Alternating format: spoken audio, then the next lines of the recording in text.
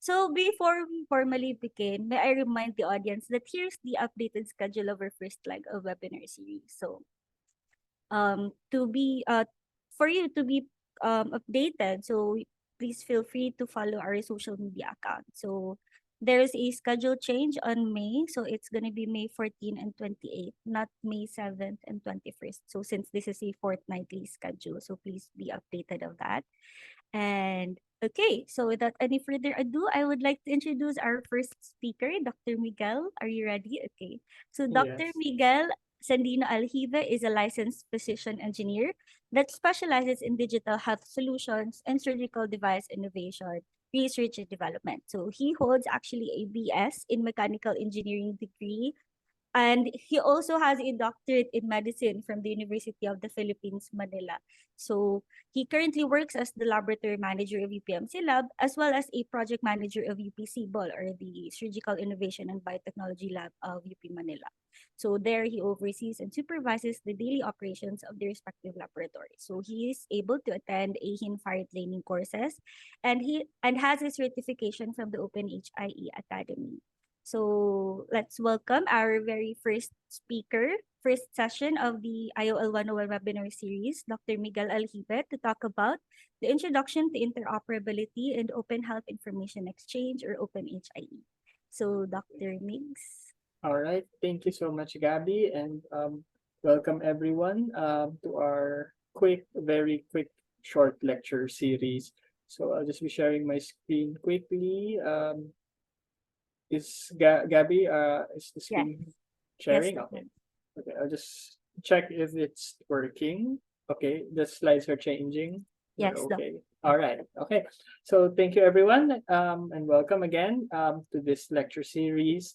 This lecture series is actually a distilled and shortened version of the very intensive basic and advanced courses that we provide to government as well as certain private companies. So our goal here really is just to spread the knowledge and to get more people, whether they're in the health field or in the IT field, whatever level of expertise that they have, we want them to get involved in digital health. So, okay, this is just some disclaimers. This is please avoid sharing without authorization the materials in the slides. And this is my lecture for now. This is the introduction to interoperability and the OpenHIE. So this is our the outline of our discussions today. We will be focusing actually. We're talking about the OpenHIE, but before we talk about that, we'll be talking about the community and group that created the OpenHIE architecture, and then we'll go in and look at the plan or architecture and look at every component.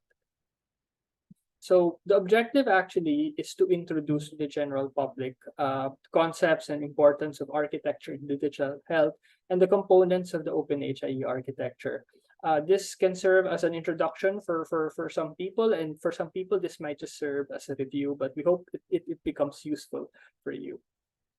So, okay, let's start. The OpenHIE community is a community of practice. So these are communities of practice are defined as growing formal disciplines that seek to optimize how people can work together. So the OpenHIE was formed by people who are engaged in the process of collective learning and peer support around digital health and interoperability. So the idea with the community of practice and with OpenHIE is that they share best practices and lessons. And they were able to distill actually a lot of these lessons from the different countries into the OpenHIE architecture, which we will be discussing in a little while. So the OpenHIE community is composed of a lot of different players. It includes governing bodies, government officials, ministries of health. It includes funding agencies, World Bank, the Asian Development Bank. It includes domain and technical experts, people who are developers, IT specialists, medical doctors, clinicians, and even end users.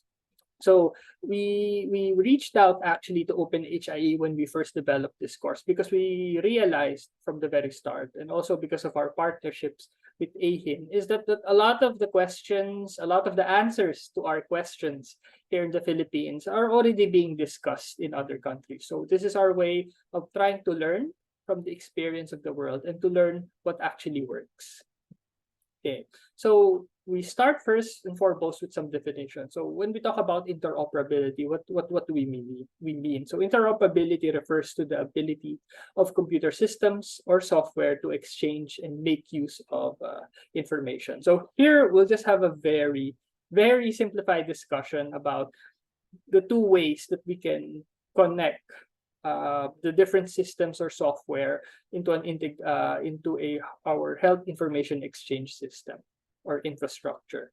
So we have here integration and we have here interoperability. Integration is data from one system can be accessed by the other system, and it usually involves the use of third-party infrastructure or systems that translates the data, while interoperability is about enabling real-time data exchange between systems without translation. So we'll see it in a little while in the other slides, but we can already say that having this translation service actually adds complexity to your system and actually adds also scaling issues.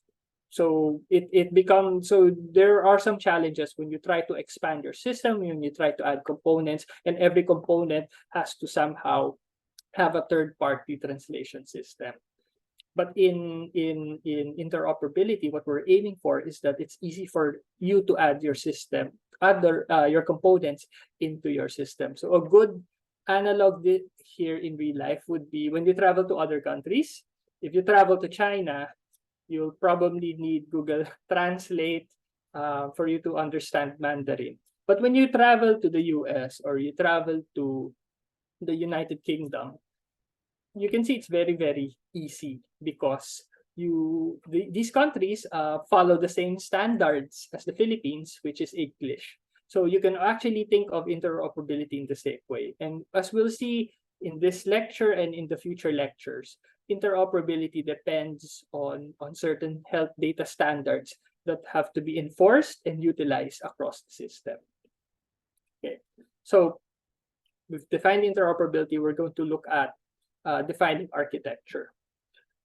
First and foremost, let's talk about the health information exchange. So what is the HIE? Why is it important? Why do we have to talk about architecture and planning in digital health?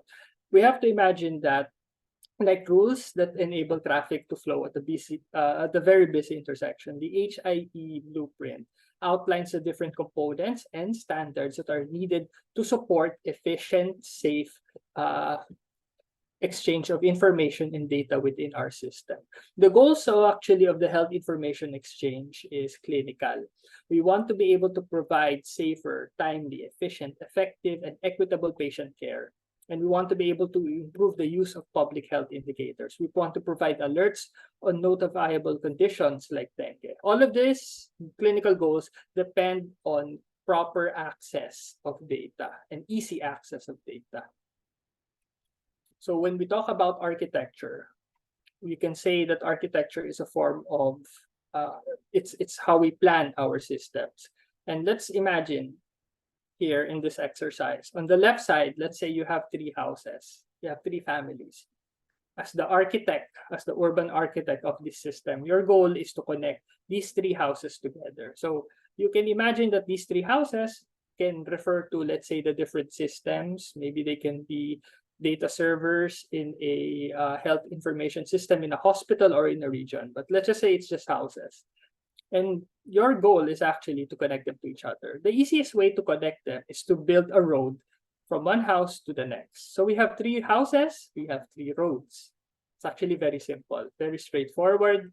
If I go from house A to B, I can do it in probably a few minutes because there's a direct road to it.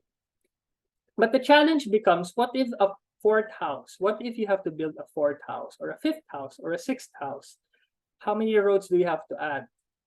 And actually, if you try to imagine what this would look like if there are at least 50 houses and each house has to have its own private road connecting it to the other houses, then the plan becomes very complicated, and it actually already impedes on your goal for the easy flow of people, or in our case, the easy flow of information between systems.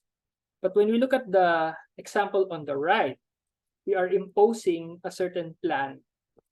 The houses will not be connected to one another, but we are laying them out in a grid so that when we add another house, it can easily become part of the whole system. We know where to put the extra houses. We know the path. We can predict the path that the people in each house will have to go through for them to reach the other houses. So there's a bit of order here, and there's a bit of future proofing in the system.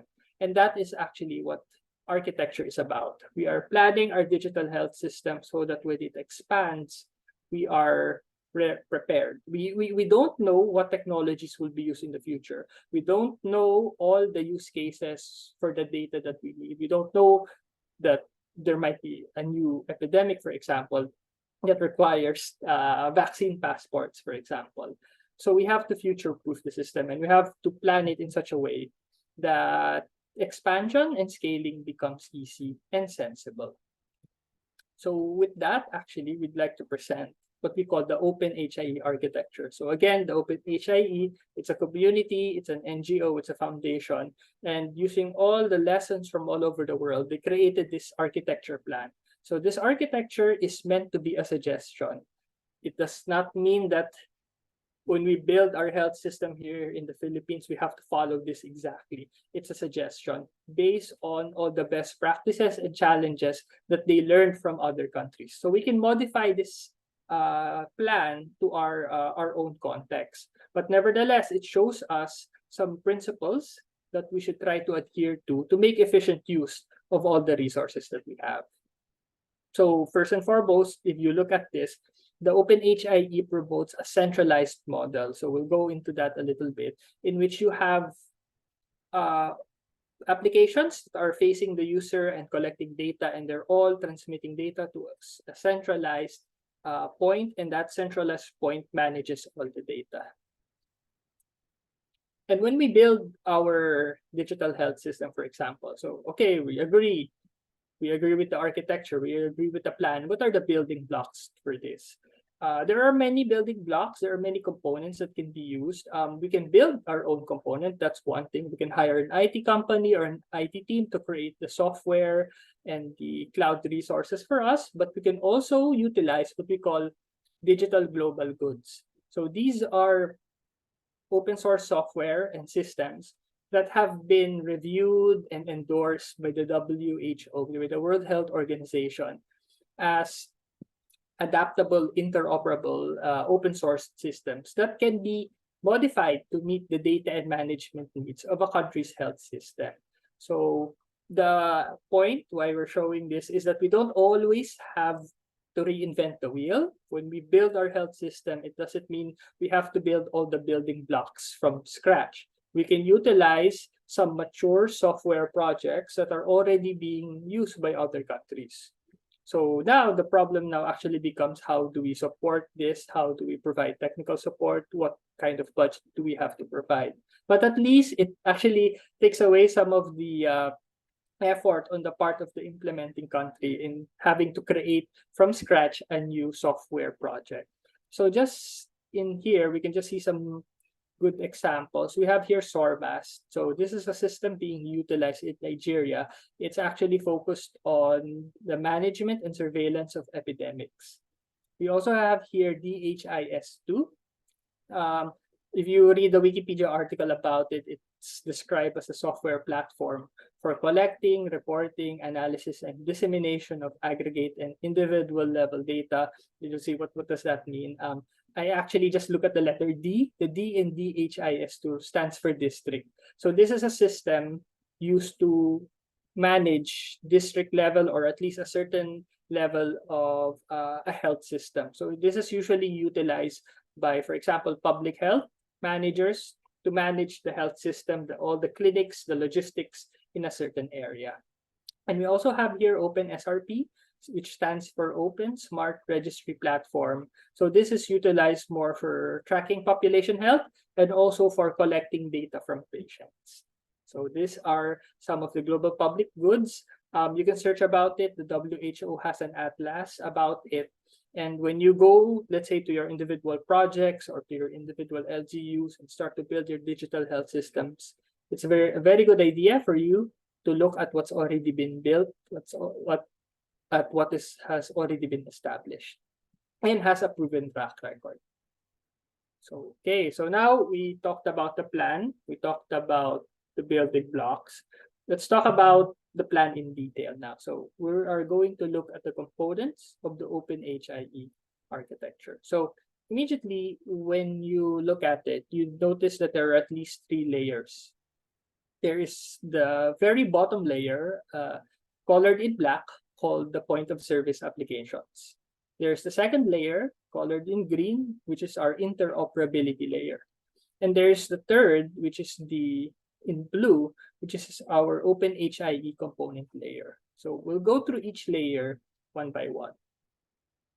So when we talk about point of service applications, these refer to the applications that collect data from patients, from the clinics, and they interface with the end users. So this can be an example here is the mobile applications that a patient fills out while he or she is in the hospital or clinic. I'm pretty sure a lot of us have heard of EMRs or electronic medical record systems. For doctors who are in the private sector, you might have encountered a software called BizBox where you enter your digital chart. For those who rotated in the Philippine General Hospital, you would have probably seen the Radish system. So these are all part of your point of service application. So the goal of these systems is to interface with the end user. They can collect data or they can also provide data to the end user. After your point of service application comes your interoperability layer or your IOL. It actually provides, this is why we say the OpenHIE is a centralized model because of the IOL. So the IOL is a single point of entry. So this is very important. There are other models that allow different points of entry, multiple points of entry, but for the OpenHIE, the emphasis is that we only must have a single point of entry for the data and all the requests. There are several reasons for that. One is for efficiency, another is for security. So the IOL centralizes the logging and auditing of the messages and requests and data. It provides authentication and authorization to make sure that the users with the proper clearance or the proper privileges are the ones who can get into the system and send or receive the data. And it also provides other mediation and routing functions between the different systems inside the OpenHIE. So we'll be looking at domain services and the registry services later, but the idea is that the information flows in 2 ways. So these components, they also interact with the IOL before they interact with each other. Okay. So just a quick break, maybe let's see a human analog for the 2 components that we've seen for the 2 layers. The point of service applications can be thought of as this concierge in a hotel. So the concierge or the front desk is the one that deals directly with patients, with the hospital workers, let's say with the pharmacist or with the warehouse and supplies contractor. And the IOL can be seen as the guard inside the back office that watches who is coming in and out of the offices and making sure it's the right people who are going in and out. So now we've talked about the first 2 layers. Let's go inside the OpenHIE component layer, which is composed of 2 sublayers, the first of which is the registry services. So registry services provides authoritative sources for data and metadata. A good way to think about this is that it serves like a dictionary. It helps you identify the nouns in your health data. So I'll give an example. When we look at here, the client registry, if you look at it, the client registry is the one that provides the list of patients and patient ID. So here in the Philippines, we are trying to build a client registry based on PhilHealth ID. So that if you are a patient traveling, let's say, from one hospital to the other, the health system knows who you are based on your PhilHealth ID, and also because all these hospitals and clinics are able to access the same client registry. We also have here a facility registry, which is maintained by the Department of Health. It lists all the health facilities, the capabilities, the number of beds, etc., of every health facility that has been registered with the DOH. Then moving up, we have your business domain services. So these are services that support a particular domain. It may be used by other health information systems. A good way to think about this and differentiate it from registry is that the registry focuses on the nouns. Business domain services are the verbs. They focus on the verbs, on the actions, what you can do to the data that you have so that you can, for example, make decisions, so that you can, example, give or provide services.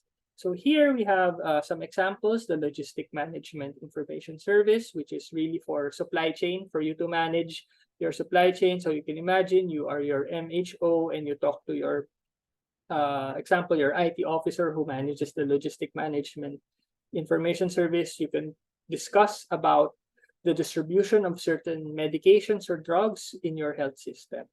So that is what the business domain service is used for. So these services actually also interface with the registry services so that they can provide the information and data processing that you need. Okay. Any questions so far? All right. So yeah, I think we'll have a Q&A after this. So here, okay, so now we've talked about all the different components. I'd just like to give a very quick example. The first example, of course, is something that we already have here in the Philippines. It's called the PHIE, the Philippine Health Information Exchange. It's the one on the right. This has been, I think, around in the 2010, the national government actually created this architecture, and this architecture or plan is actually based on the OpenHIE. If you can see, there are some similarities.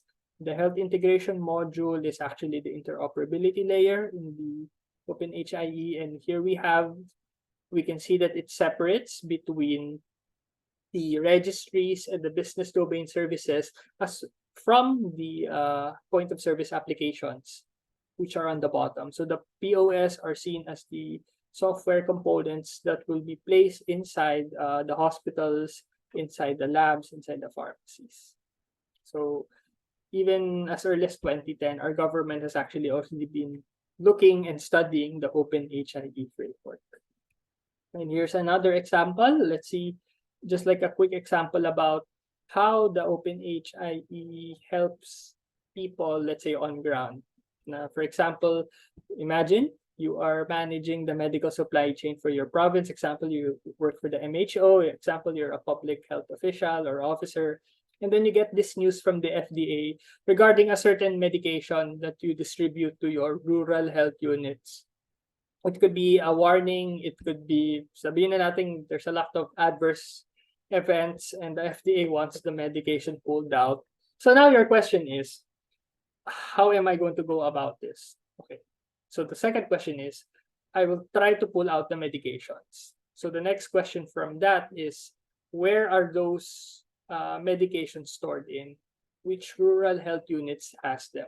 And this is how we can see how the OpenHIE, by distributing the different components, makes it easy for our IT system to manage this kind of scenario. So you could be looking at your point of service application, which is your logistics management information system, and you're connecting to the OpenHIE, the whole OpenHIE via the interoperability layer. And the IOL is connecting to 3 different systems. First and foremost is the logistics management information service. So this is the one that's doing the data crunching. It's processing the information. It's the one that has received your query about, you're asking, where are all these medications stored? I want them pulled out. So it's the one that's being asked, and it's the one that will provide the answer. But for it to provide that answer, it will have to consult with the facility registry of the DO, which is maintained by the DOH, as well as the product catalog database, which is supposedly maintained by the FDA. So your domain services, they will consult the facility registry to get the list of all facilities that are under your jurisdiction. And then the product catalog will now go will provide actually the updated data from the FDA. So as you can see here, if you don't have this components divided into components, you can have a scenario in which you will have to manually alter your own database. Every time the FDA says, we have some changes with a certain medication, you have to find your IT officer to update your own internal medication database. But here we can see is that you just actually have to connect to the FDA's product catalog for you to be able to get the updated guidelines and advisories regarding certain medications. And it also works for the DOH facility registry. For example, someone sets up a new hospital in your province, you can get all the information you need, supposedly, from the facility registry of the DOH because they are the ones who are maintaining it and they are the ones who are considered the authority on it. So that's actually how the OpenHIE and actually dividing a lot of these required business processes and requirements into different components can help make the system very efficient and reliable. So this is actually my last slide. The whole point actually of this lecture is the importance of architecture and planning. When we don't plan, we end up with linkages that are insufficient or simply don't work after a specific time period. So you can see here this this bicycle lane that was not planned correctly. It's a bicycle lane that if you use it, you will get into an accident. And that is what we are trying to prevent. When we build our digital health systems, we want to do so with a good plan. We want to do so with a plan that is scalable and future-proof so that as our system encounters challenges from the delivery of healthcare, we can be prepared to provide services that are reliable and safe. And with that, so this is a very short lecture. It's just really just to introduce people. Thank you very much. And back to you, Gabby. Thank you, Dr. Miguel. Let me just share back my screen. Okay, so it was indeed an interesting session, and I hope the audience now has a deeper appreciation of the importance of architecture in digital health. Okay, so now I'd like to invite the participants to share their insights or thoughts or ask their questions related to the topic. Again, we have three options.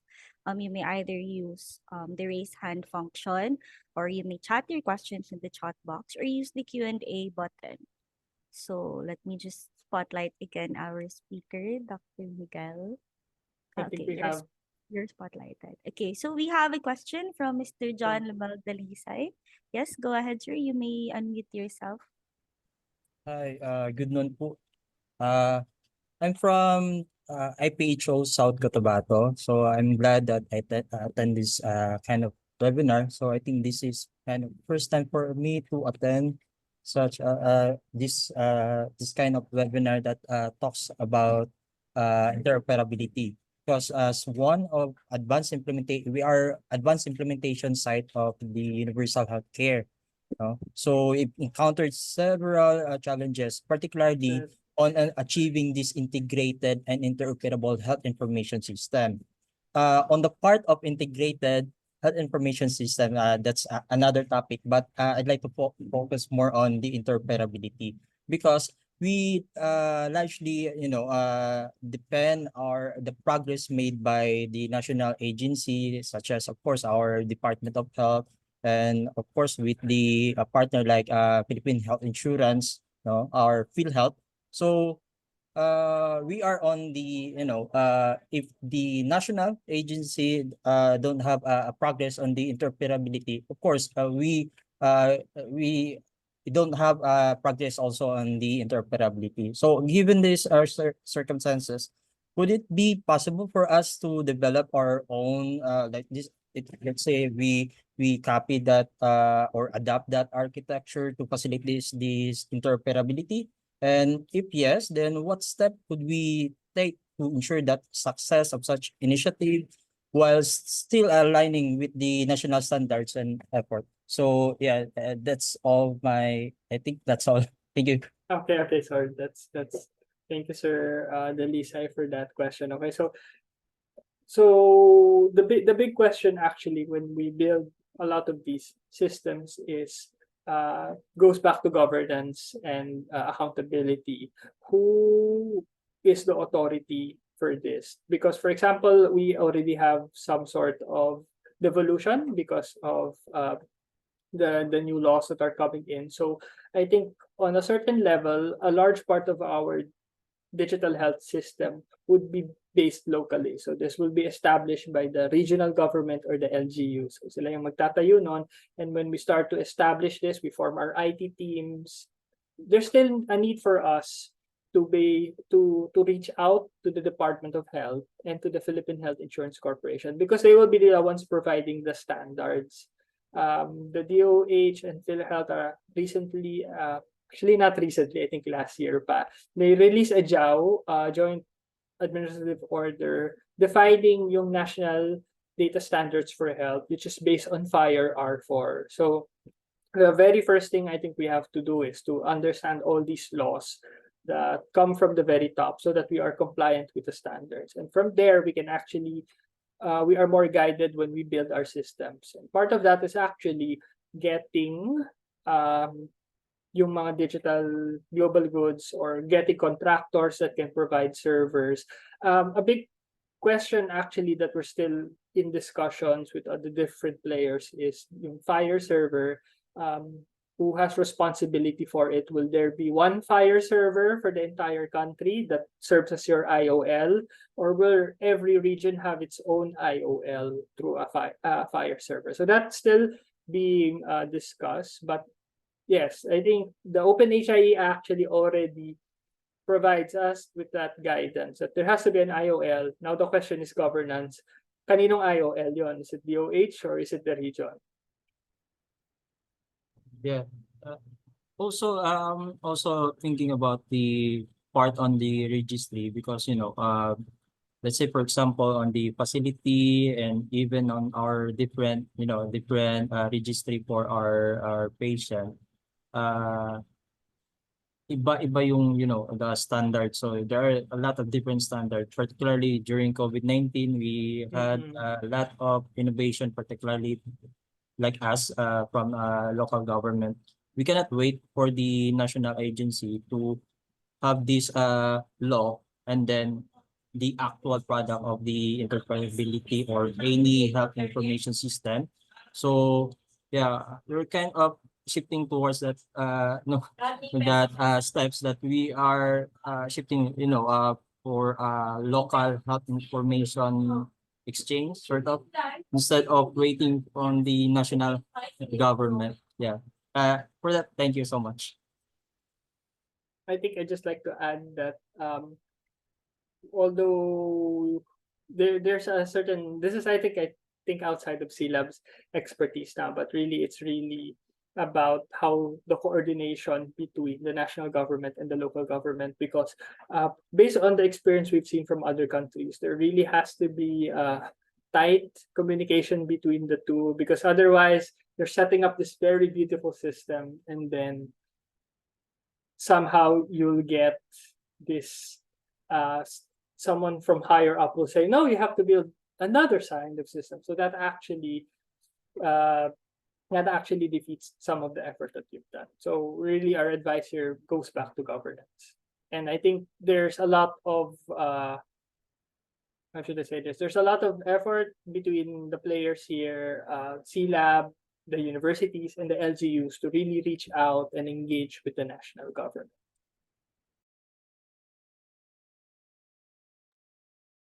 Thank you, Sir Dalisa. Thank you, Doc Miguel, for answering the question. So we have a direct message. So good afternoon. Meron po ba sa future na ang PhilSys ID na po ang gagamitin and hindi na po ang PhilHealth?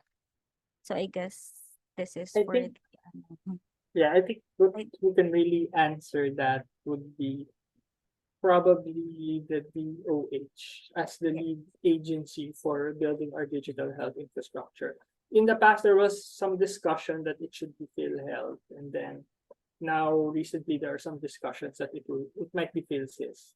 But I won't be able to answer directly with regards to that, because it's the care of the DOH. But I think maybe I can just answer some experiences that are been done by other countries. In Taiwan, they utilize their even though they have, I think, a national ID, they also have a PhilHealth ID.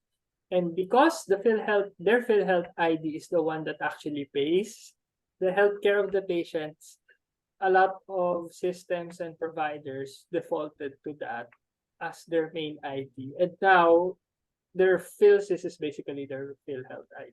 But that was the experience of Taiwan. We were still waiting for what will be the decision of the government here in the Philippines. Yes, thank you, Doc Mix. And if I remember it correctly, Sermon from the ICT mentioned previously, they're in relation as well with the DSWD. They're in talks with DSWD to really discuss which ID ba talaga yung gagamitin in the future for health. Okay. So thank you for the question. And there's another question. Are there already established APIs that we can access from the interoperability layer from PhilHealth or FDA? Okay. I'll try to answer it with my own knowledge, but I think by the other staff of SILab who are more deep into the technical systems can rebut me. But what I know is that they're still developing the API. Am I right, Paolo? We're still developing the API. Yeah, actually, the APIs are still being developed. Or the APIs are still being developed, and we are actually SILab is working hand in hand with Department of Health and PhilHealth right now. Hopefully by this year we can provide the APIs, and there will also be workshops, if I'm not wrong, regarding the workshops and connectathon events for this type of activities and niche. Thank you. Thank you, Paolo, for supplementing. Okay, so we have a question. What are the main challenges in implementing interoperable health information exchange systems like OpenHIE? Okay. The main challenge, well, it actually depends, I think, per country. Here in the Philippines, it partly comes from governance that we are trying to delineate now, actually, the responsibilities of the different agencies. And we're starting to see naman the DOH is stepping in and saying that it's the lead agency for this, and then PhilHealth is the one that's handling the finances and the manage also the PhilHealth ID. On our end, actually, we are engaging them through capacity building services and through connectathon. So we've already seen some of the API they've been developing. We've been able to try it out on some test servers, and just for everyone to just basically get a handle on how to basically deploy and open this once it's ready. So yes, so our main challenge is actually coming right now partly from governance as we try to establish who is accountable basically for this. And a lot of countries actually, it all goes back to governance, because as long as you have the proper resources, you can really develop very good IT systems. But at the end of the day, it's all about people who are running those IT systems. Kahit no matter how much automated it is, someone has to turn on the switch or turn off the switch, and there has to be some accountability system for that. Thank you, Doc Mix. You've mentioned the importance really of governance. But here's a question related to that. Is there anything the private sector could do to help bring forward the agenda of interoperability? I think yes. So far, actually, when we've been doing some of our capacity building and engagement with the national government, we don't see a lot of software developers or private software companies involved. So I think it would be very, very helpful. In the US, that was their model. In Taiwan, I think that's also their model.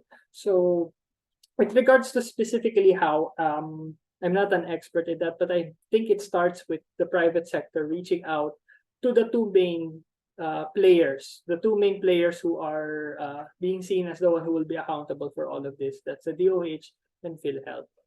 I think it's good, but it's very, thank you for that question. I think it's really important for us to engage the private sector early on. And if, let's say, it's also a good idea actually for the private sector itself to reach out and talk to the DOH and tell them, hey, we want to help. These are our ideas.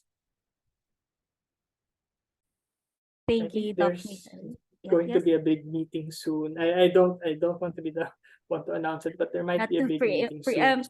Yes. Okay, so there's another question. So are there already are there electronic health records that are being developed with OpenHIE in mind in our local EHR markets? So are we aware of any electronic health record systems that are being developed with OpenHIE layer, I think, in mind? I think I'm familiar. Just a disclaimer: I'm familiar with only one EHR because I actually worked with that company. But I think the DOH has its own EMR, and that has already been they've already established actually its compatibility with the Fire API. Actually, okay, I think I get the question now. Some of the big software EMRs that are based on public institutions have already engaged with the DOH and SILab to build yung Fire API into their system. So we've already done 2 connectathons with them. So yes, the answer is yes, meron na, but we're just still waiting for more development on that side before it's, I think, publicly announced. Thank you, Dr. Miguel. Thank you also for that question. We have another question from the audience. So, due to the recent happenings in cybersecurity, what are the security parameters that are being provided by the OpenHIE architecture? Okay. The OpenHIE, that's why OpenHIE emphasizes on a centralized model. You build your defenses in the IOL, in the interoperability layer. So it provides authentication and authorization.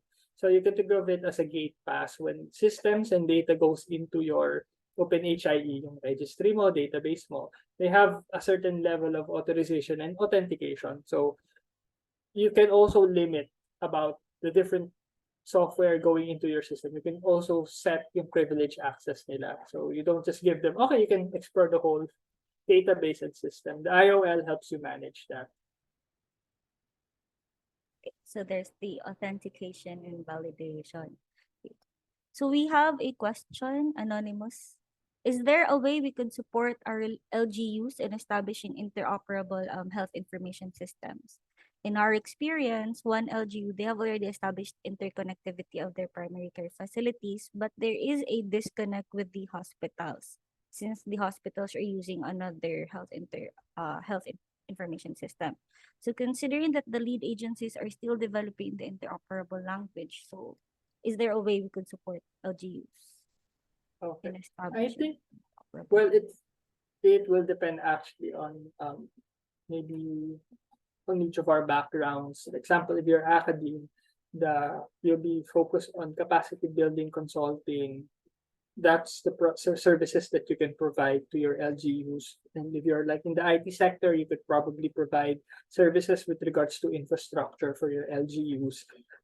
In the scenario that you gave, actually, the great thing about interoperability is you can keep the system's own native data format, data architecture intact. You through the Fire API, you can actually allow them to basically communicate with each other, even though they use very different data formats. Like you can have the hospital spells out ano bang magandang sakit. Okay, maybe it spells out one disease in a British spelling, or for example, it calls appendicitis AP lang, and then another system calls it the full name, appendicitis with the ICD-10 code. The Fire API, through an activity called Fire Profile Mapping, allows you to basically connect those systems together without re-engineering the internals. So minimal effort na. So I think that's how you will do it on the technical end, through the fire profiles and the fire mapping activities. I think what will come now next is yung governance from the LGU and the DOH. Sila yung magsaset how you are going to do those activities. Para lang when you do those activities, you're also compliant with what's happening on the national level. Thank you, Dr. Miguel. So are there any other questions from the group? We can still accommodate one more question before we end this session. So far, ang ganda ng mga tanong, very intriguing. And so, okay, so we have one more question. So, can the OpenHIE architecture work if the registries in the component layer do not exist yet in the Philippines? So it says here, we only have the facility registry and the product catalog, but the terminology services, the client registry, and the health worker registry does not exist yet. Okay, so again, the OpenHIE is a suggestion from the OpenHIE community. You don't have to follow it exactly, but they do show you what has been best practice in other countries. And for us to maximize the dream of interoperability, basically, now we want a health system na madali, the patient data is portable, it's convenient for the patient and the health worker. It's best for us to build the proper registry services. And on SILab's end, we are actually helping the DOH and PhilHealth establish a terminology service. So I think that's another topic in the future, but for the healthcare workers, it's really just a very mature collection of healthcare terms that you can distribute in your health system for better data aggregation, data analytics, etc. So yes, we're helping. We need those extra terminologies, extra registry services, and on our end, we're helping by establishing the TS services. The others here, I think maybe you can call, I don't know, your congressman and then petition them. Hey, you should support the DOH in building other registry services. Because we also need support actually from the national government, and it's actually everyone here, even if they're not experts, you can provide the push to your leaders and your representatives to support these kinds of endeavors. Thank you, Doc Miguel. So if there are any other questions, please feel free to email UPM SILab or contact our social media accounts. We'll be happy to answer your queries, but it's almost time, so we have to move on. Okay, sorry. Let me just share back my screen. And so thank you everyone for your valuable inputs and insights. So we've had fantastic exchange of questions and answers from the group. So now I'd like to present the certificate of appreciation to Dr. Miguel Aljibe for his exceptional commitment as a resource speaker during the first session of the IOL 101 webinar series with the topic Introduction to Interoperability and Health Information Exchange. Right, so Doc Mig's photo up lang very quick. Okay, wait. All right, okay. So in 3, 2, 1. Okay. All right.